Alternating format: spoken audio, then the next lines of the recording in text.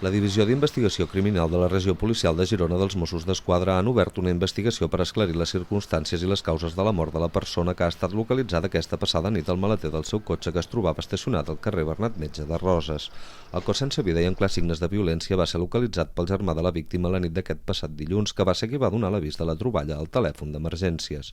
Pels volts de les 11 de la nit, agents de la Unitat de Seguretat Ciutadana de Roses es van desplaçar al carrer Bernat Metge, on presumptament hi havia un home mort dins el maleter d'un turisme. En arribar-hi, els agents de la policia autonòmica només van poder constatar que efectivament hi havia el cos sense vida d'un home al maleter del seu vehicle i que presentava signes evidents de criminalitat.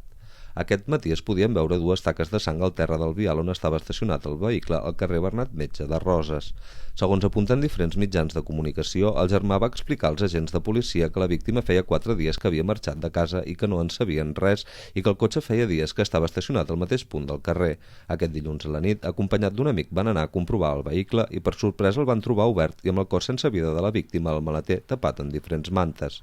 La Divisió d'Investigació Criminal de la Regió Policial de Girona dels Mossos d'Esquadra ja han començat a investigar el crim i al llarg del dia d'avui s'interrogaran les amistats i es revisarà el domicili en busca de proves que aclareixin les circumstàncies i les causes de la mort. El cos de la víctima, que tindria ferides que podrien ser d'arma blanca, ha estat traslladat a l'Institut de Medicina Legal i Forense per practicar-li l'autòpsia.